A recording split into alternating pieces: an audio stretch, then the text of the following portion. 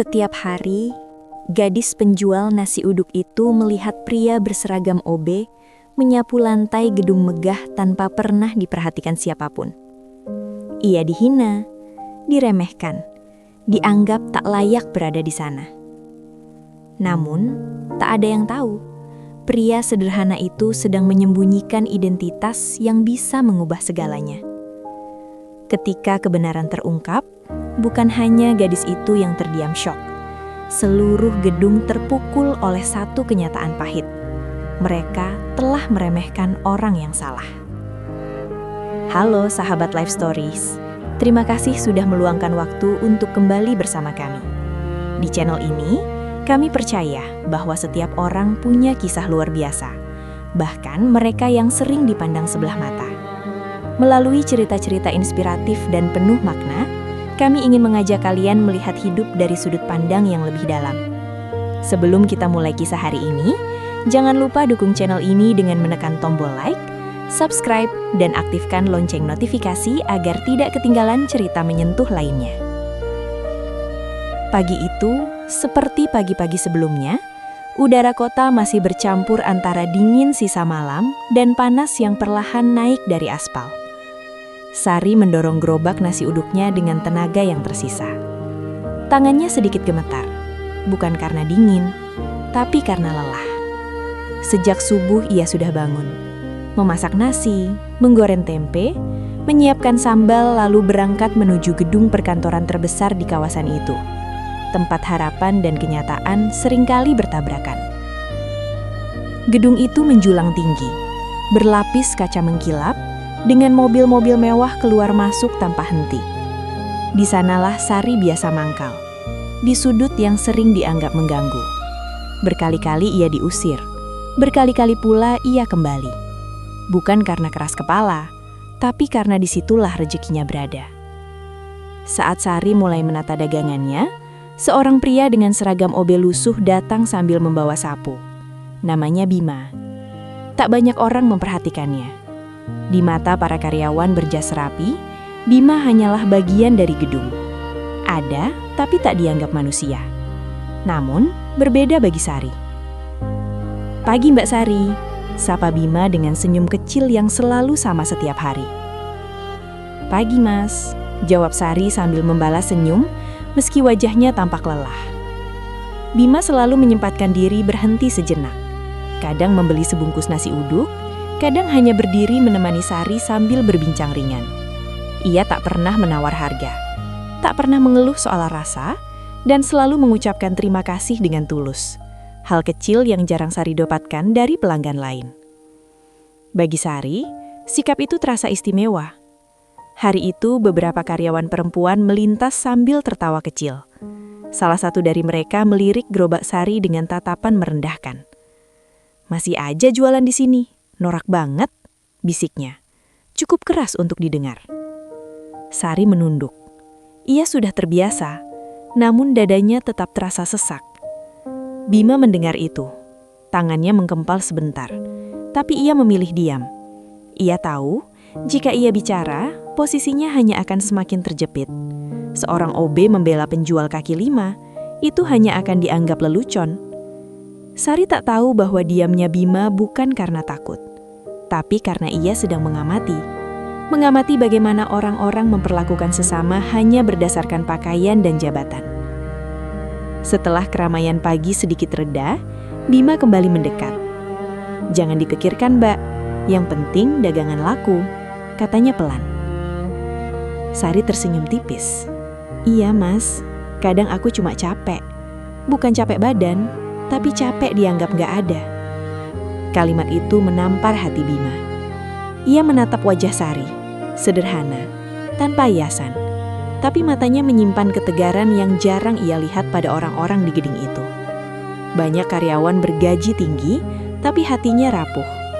Sari sebaliknya, hidupnya keras, tapi hatinya tetap hangat. "Selama Mbak masih berdiri dan berjuang, Mbak ada. Jangan biarkan siapapun bilang sebaliknya," jawab Bima dengan nada tenang. Sari terdiam sejenak. Ia heran, mengapa nasihat itu terdengar terlalu dalam untuk ukuran seorang OB. Tapi ia tak bertanya. Ia hanya merasa dihargai. Tak jauh dari situ, seorang satpam mendekat dan mengingatkan Sari agar tidak terlalu lama mangkal.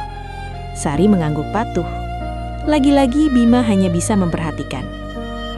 Saat jam makan siang tiba, Bima kembali membeli nasi uduk. Ia duduk di pinggir, makan perlahan, seolah tak ingin kembali ke rutinitasnya. Bagi Bima, momen-momen kecil bersama Sari terasa nyata. Tidak penuh perpura-puraan seperti rapat-rapat yang biasa ia hadiri di balik identitas aslinya. Sari sama sekali tak tahu, pria yang duduk di hadapannya itu adalah pemilik gedung, pemegang keputusan tertinggi dan CEO muda yang namanya sering muncul di majalah bisnis. Baginya, Bima hanyalah OB baik hati yang nasibnya tak jauh berbeda darinya.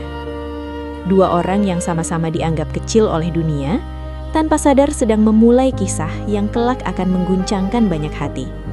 Dan pagi itu, di antara nasi uduk hangat dan sapu lantai yang bersandar di dinding, takdir mulai menulis ceritanya dengan perlahan.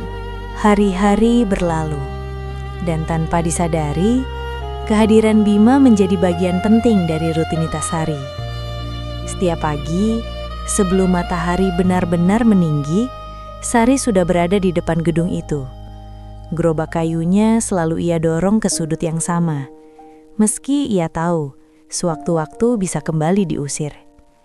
Di sanalah, seperti janji tak tertulis, Bima akan muncul dengan seragam OB dan senyum yang tak pernah berubah. Bagi Sari, Bima bukan sekadar pelanggan. Ia adalah satu-satunya orang di gedung itu yang menyebut namanya dengan sopan, yang bertanya apakah ia sudah sarapan, dan yang tak pernah memandangnya dari atas ke bawah. Dalam hidup yang penuh penolakan, perhatian kecil itu terasa seperti penguat jiwa. Suatu pagi, Sari datang dengan wajah lebih pucat dari biasanya. Tangannya gemetar saat menuangkan sambal ke atas nasi. Bima langsung menyadarinya. "Mbak kelihatan capek, kenapa?" tanyanya. Sari ragu, lalu akhirnya berkata pelan, "Ibu masuk rumah sakit lagi. Aku harus nambah biaya. Tapi kalau nggak jualan, kami nggak makan." Kalimat itu meluncur tanpa drama, seolah penderitaan adalah hal biasa. Justru itu yang membuat dada Bima terasa sesak. Ia mengangguk pelan, berusaha menahan emosi yang muncul tiba-tiba. "Kalau Mbak butuh apa-apa, bilang saja," ucapnya spontan.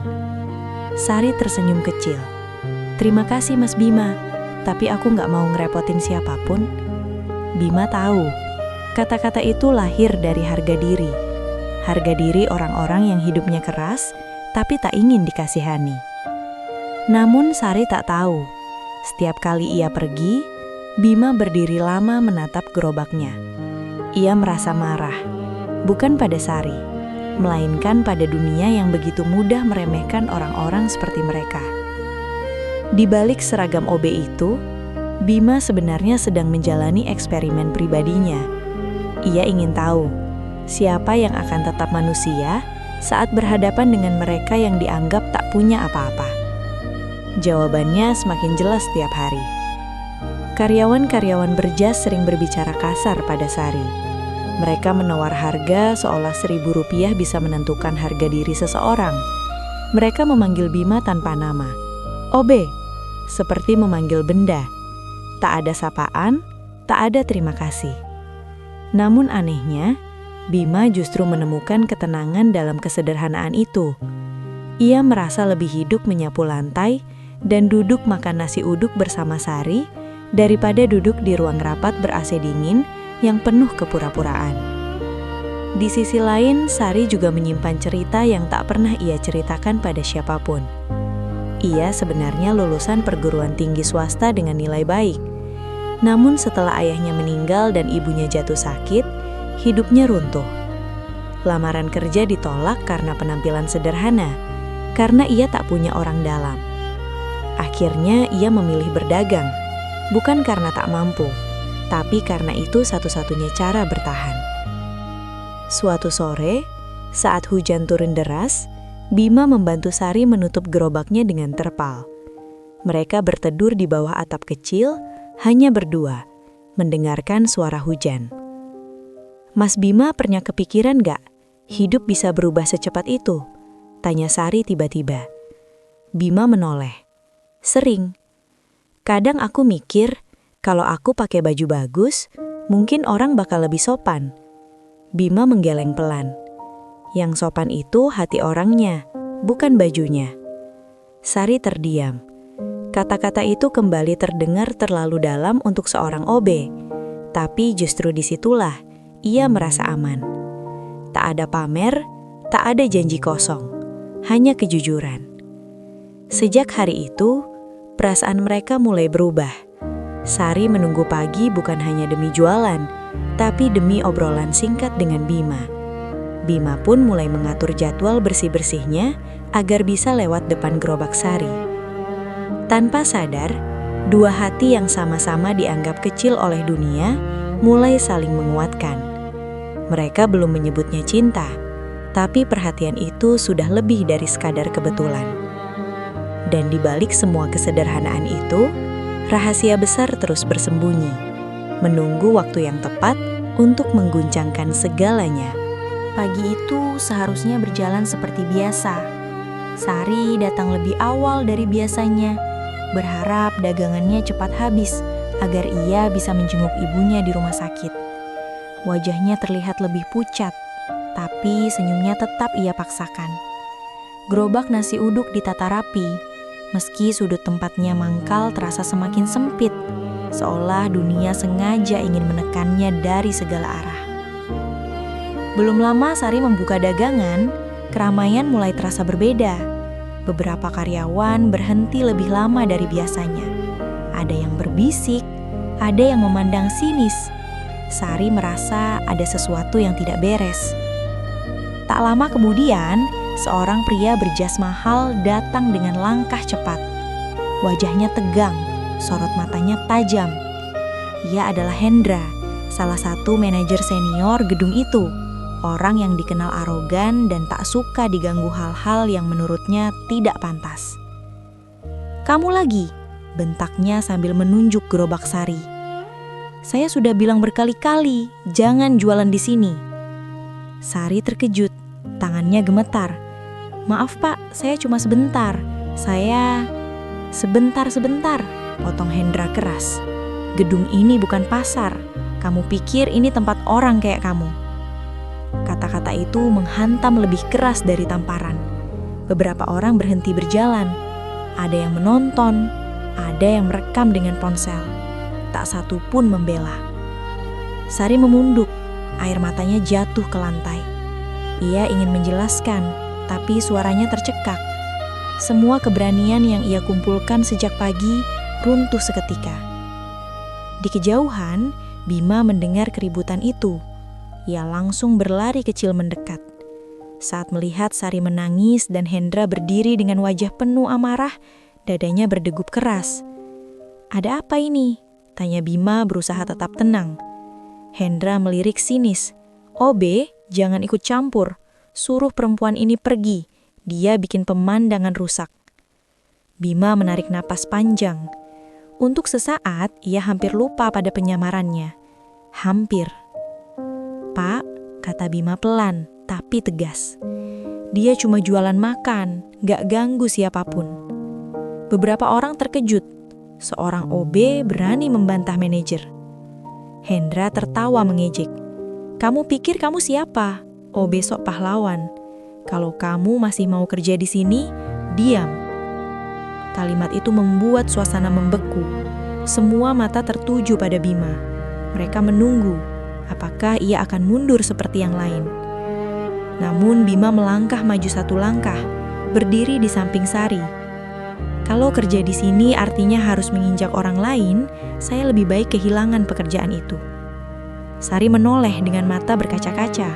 Ia tak percaya ada seseorang yang rela mempertaruhkan segalanya demi membelanya. Hendra terlihat makin marah. "Kalian berdua keluar, sekarang." Satpam mulai mendekat. Beberapa karyawan berbisik. Ada yang mencibir, ada pula yang terlihat tak enak hati, namun tetap diam. Sari menggeleng pelan. "Mas, gak usah. Aku gak mau kamu kenapa-napa." Bima menatapnya. Harga diri itu penting, Mbak. Kalau hari ini kita diam, besok mereka akan makin seenaknya. Akhirnya Sari membereskan gerobaknya dengan tangan gemetar. Bima membantu tanpa berkata apa-apa. Di tengah tatapan merendahkan banyak orang, mereka pergi bersama, bukan sebagai orang kalah, tapi sebagai dua manusia yang mempertahankan martabatnya. Di luar gedung, hujan turun tiba-tiba. Sari tak kuasa menahan tangis. Ia duduk di pinggir trotoar, menutup wajahnya dengan kedua tangan. "Aku capek, Mas. Capek diremehkan terus," isaknya. Bima duduk di sampingnya, tanpa jarak. "Aku tahu rasanya. Kadang dunia lupa, kita ini manusia." Untuk pertama kalinya, Sari menangis tanpa menahan diri. Dan untuk pertama kalinya juga, Bima ingin mengatakan segalanya. Tentang siapa dirinya sebenarnya. Tapi ia menahan, belum sekarang. Di tengah hujan, perasaan mereka berubah. Bukan lagi sekedar empati, tapi ikatan yang lahir dari luka yang sama, dari penghinaan yang sama. Dan tanpa mereka sadari, kejadian hari itu bukan akhir, melainkan awal dari perubahan besar. Karena ada batas di mana kesabaran manusia habis. Dan ketika batas itu dilewati, kebenaran akan menemukan jalannya sendiri. Sejak kejadian penghinaan di depan gedung itu, hidup Sari berubah perlahan. Ia tak lagi berjualan di sana. Gerobaknya kini mangkal di sudut jalan yang lebih sepi, jauh dari gedung-gedung tinggi yang terasa dingin dan kejam. Pendapatannya menurun, tapi hatinya justru terasa lebih tenang, meski ada lubang besar bernama kekhawatiran. Yang tak pernah berubah adalah kehadiran Bima. Setiap pagi, pria yang ia kenal sebagai OB itu selalu muncul. Kadang membantu mendorong gerobak, kadang hanya duduk menemani sambil menyeruput kopi murah. Mereka berbincang tentang hal-hal kecil, cuaca, harga beras, pelanggan aneh, dan mimpi-mimpi sederhana yang jarang terucap. Namun di balik senyum Bima, ada badai yang terus bergemuruh. Setiap kali melihat Sari menghitung uang receh dengan teliti, setiap kali mendengar ceritanya tentang ibunya yang masih butuh biaya berobat, dada Bima terasa sesak. Ia bisa menyelesaikan semua masalah itu, sekarang juga. Satu panggilan telepon, satu transfer. Tapi ia tidak melakukannya, karena ia takut. Takut jika semua yang tumbuh di antara mereka hanya bertahan karena kebohongan. Takut jika Sari melihatnya bukan sebagai Bima yang duduk di pinggir jalan bersamanya, tapi sebagai pria kaya yang dunianya terlalu jauh untuk disentuh. Suatu sore, hujan turun lagi. Mereka berteduh di bawah kanopi warung kecil. Sari terlihat lelah. Matanya kosong, seperti menyimpan beban yang terlalu berat. "Mas Bima," katanya pelan, "kalau suatu hari kamu tahu aku bohong, kamu bakal benci aku." Bima terkejut. Jantungnya berdegup keras. Kenapa tiba-tiba ngomong gitu? Sari tersenyum pahit. "Aku sering mikir, apa aku pantas punya orang baik di hidupku? Aku ini cuma penjual nasi uduk. Hidupku berantakan." Bima menatapnya dalam-dalam. "Dengar ya, Mbak, nilai seseorang itu bukan dari pekerjaannya, tapi dari caranya bertahan." Kalimat itu membuat mata Sari berkaca-kaca. Ia menunduk, menahan air mata. Di sisi lain kota, di ruang rapat gedung pencakar langit, nama Bima disebut dengan nada panik. "Pak Bima belum datang lagi?" tanya seorang direktur. "Sudah 2 minggu, Pak. Proyek besar menunggu tanda tangan beliau," jawab asistennya gugup. Tekanan semakin besar. Dewan komisaris mulai curiga. Media mulai bertanya. Dunia lamanya menuntut kehadirannya kembali. Dan pada hari itu, rahasia hampir terbongkar. Sari sedang melayani pembeli ketika sebuah mobil hitam mewah berhenti mendadak di depan warungnya. Seorang pria berjas turun dengan tergesa-gesa, wajahnya penuh hormat dan cemas. "Pak," ucap pria itu sambil menunduk, sebelum tiba-tiba terdiam saat melihat Bima dengan seragam OB. Bima menegang. Tatapan mereka bertemu. 1 detik yang terasa seperti keabadian. "Mas, ini siapa?" tanya Sari polos. Pria berjas itu bingung. Keringat dingin mengalir di pelipisnya. Saya salah orang," katanya gugup. Lalu cepat-cepat pergi. Sari tertawa kecil. Orang kaya aneh ya? Namun Bima tidak tertawa. Tangannya gemetar. Ia sadar, tembok kebohongannya mulai retak. Malam itu Bima tidak bisa tidur. Ia duduk sendirian di kamar kontrakannya yang sempit, menatap langit-langit. Ingatannya dipenuhi wajah Sari. Senyumnya, air matanya, caranya tetap ramah meski dunia kejam.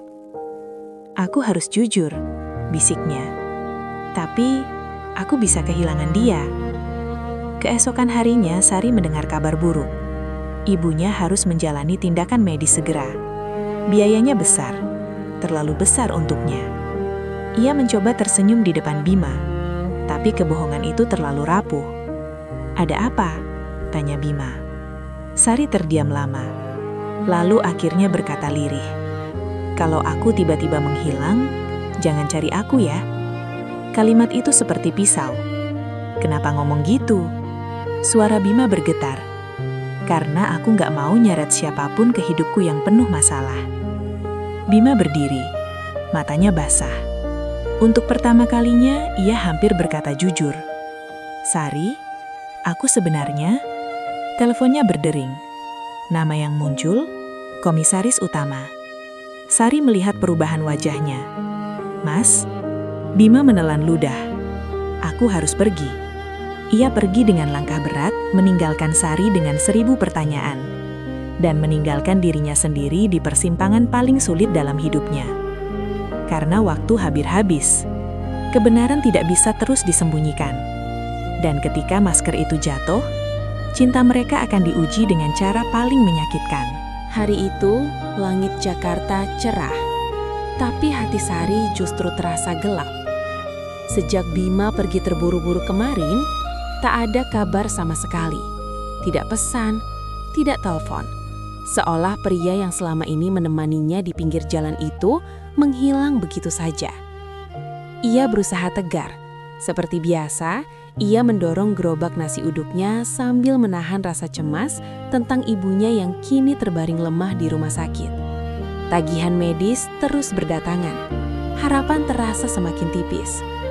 Sementara itu, di sebuah gedung tertinggi di pusat kota, suasana rapat memanas. "Pak Bima, ini sudah keterlaluan," ujar seorang komisaris. "Karyawan menunggu keputusan Anda, investor gelisah. Perusahaan ini bukan tempat bermain." Bima berdiri. Jas mahal kini membungkus tubuh yang dulu mengenakan seragam OB. Wajahnya tegas, tapi matanya lelah. "Saya minta maaf," katanya tenang. "Saya memang menghilang, tapi bukan untuk lari. Saya ingin mengenal manusia, bukan angka." Semua terdiam. Hari itu, Bima kembali mengambil alih posisinya sebagai CEO utama, tapi satu keputusan masih menggantung, keputusan tentang Sari. Sore harinya, hujan turun rintik.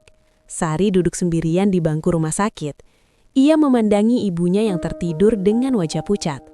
Air matanya jatuh perlahan.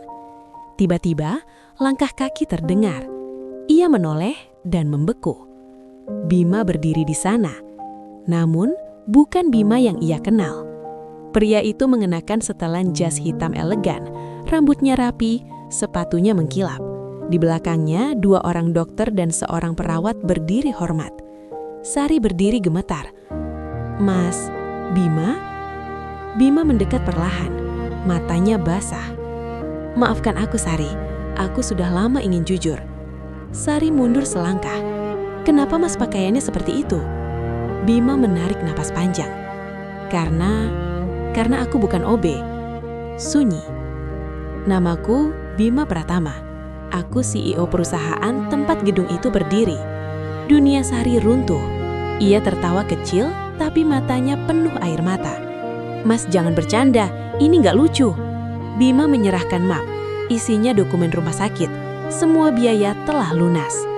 Aku bisa buktikan semuanya, tapi yang paling penting, aku nggak pernah bohong soal perasaanku. Air mata Sari jatuh deras, emosinya bercampur antara marah, kecewa, dan sakit hati. Jadi selama ini, aku cuma tontonan, eksperimen orang kaya. Suaranya bergetar. Bima berlutut di hadapan lorong rumah sakit yang penuh orang. Tidak, aku justru belajar tentang ketulusan darimu. Aku menyamar karena aku ingin dicintai tanpa nama dan harta. Tapi aku salah karena tidak jujur. Orang-orang berhenti, semua mata tertuju pada mereka. Aku jatuh cinta pada Sari yang bangun subuh masak nasi uduk, pada Sari yang tetap tersenyum meski dihina, pada Sari yang mencintai ibunya tanpa pamrih. Sari menutup mulutnya, tangisnya pecah. Bima mengeluarkan kotak kecil. Sari, maukah kamu menikah denganku? Bukan sebagai CEO, tapi sebagai pria yang mencintaimu. Tangisan berubah menjadi keheningan penuh haru. Dengan tangan bergemetar, Sari mengangguk. Iya, tapi janji satu, jangan pernah meremehkan aku. Bima tersenyum sambil menangis. Aku tidak akan pernah melakukannya. Beberapa bulan kemudian, sebuah pernikahan sederhana tapi hangat digelar. Tidak mewah, tapi penuh cinta. Karyawan yang dulu menghina Sari, kini menunduk malu. Mereka belajar satu hal penting. Mereka telah salah menilai manusia. Sari tidak berhenti berjualan. Ia justru membuka dapur usaha kecil untuk membantu perempuan-perempuan lain bangkit dari keterbatasan. Dan Bima, ia tak pernah lagi menyamar. Karena ia telah menemukan satu hal yang tak bisa dibeli oleh kekayaan apapun, cinta yang tulus. Kisah Sari dan Bima mengingatkan kita bahwa manusia tidak bisa dinilai dari seragam, pekerjaan, atau penampilan luar. Di balik pakaian sederhana, bisa tersembunyi hati yang tulus dan jiwa yang besar. Dan di balik kekayaan, tidak selalu ada kebahagiaan jika tidak dibarengi kejujuran. Jangan pernah meremehkan siapapun, karena kita tidak pernah tahu perjalanan hidup yang sedang mereka lalui. Hormati setiap orang, sekecil apapun perannya, karena bisa jadi merekalah yang kelak mengubah hidup kita. Terima kasih sudah menonton kisah ini sampai akhir. Jika cerita ini menyentuh hati kalian, jangan lupa like, subscribe, dan bagikan agar pesan kebaikan ini sampai ke lebih banyak orang. Sampai jumpa di kisah inspiratif berikutnya di channel ini.